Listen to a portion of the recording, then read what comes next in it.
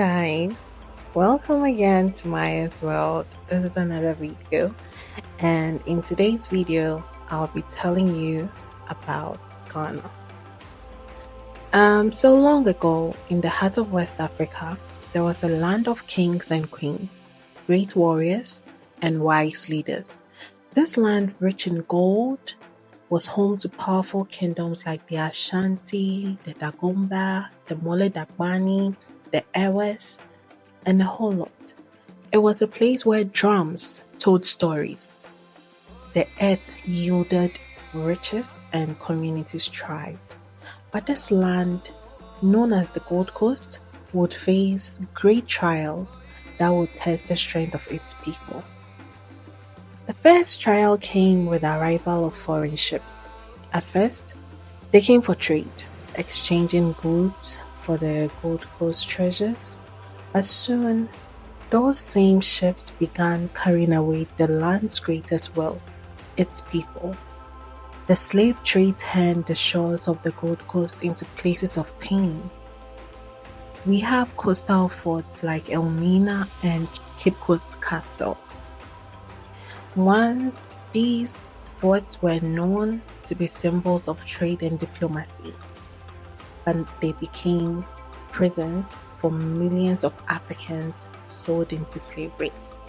Families were torn apart, and the echoes of suffering reached across oceans.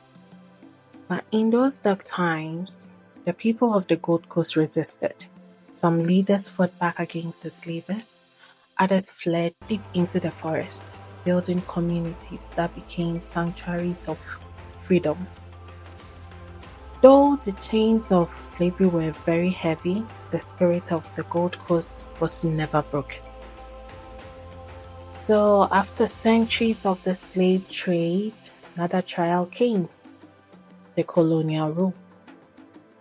The British claimed the Gold Coast as their own, imposing foreign laws and exploiting the land's resources. The people were forced to work in mines and on cocoa plantations, and their traditional ways of life were often disrespected. But resistance burned quietly, like a flame waiting to rise. In the late 19th and early 20th centuries, that flame grew stronger. Leaders like Yaa Asantewaa, the brave Queen Mother of Ejiso, stood up to colonial forces. She led her people in the War of the Golden Stool, defending the Ashanti's kingdom's most sacred symbol against British invasion. Her courage became a symbol of the Gold Coast resilience. As time passed, new leaders emerged. One of them was Kwame Nkrumah, a young man with big dreams. Nkrumah believed that the Gold Coast could not only free itself, but also inspire the rest of Africa to rise. He worked tirelessly, organizing strikes, protests, and campaigns for independence. The road was not easy. It wasn't easy at all. But Nkrumah and his followers stood strong. They were arrested, they were threatened, and they were ridiculed, but they never gave up. Finally, on March 6, 1957, their efforts paid off. The Gold Coast became the first African nation to gain independence from colonial rule. Nkrumah stood before the people and declared, "And thus, Ghana, your beloved country, is free forever." This tape is actually something that we play every single time of our independence, which is State March. So every State March, we do play that tape of Nkrumah saying we are free forever.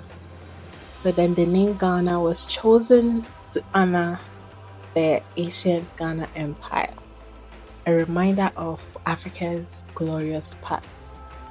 But Ghana's story didn't end there. Like any young nation, it faced new challenges. The early years were full of hope as Ghana became a leader in the Pan-African movement. hosting conferences and helping other African nations fight for their independence. Yet, political instability and economic struggles tested the nation. Military coups, corruption, and external pressures slowed progress at times, but Ghanaians always find a way to rise again.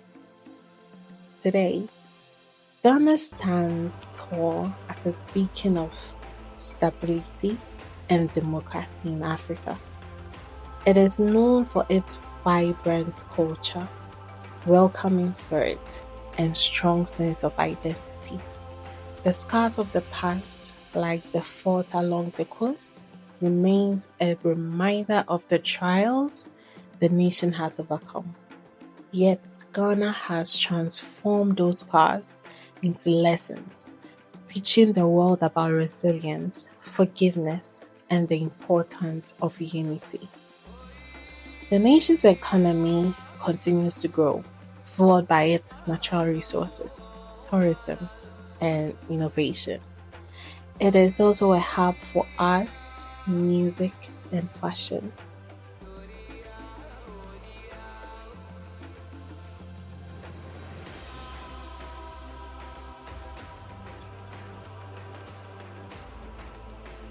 With Ghanaians proudly sharing their culture with the world. Ghana has become a place where history and modernity meet, a country that honors its past while building a brighter future.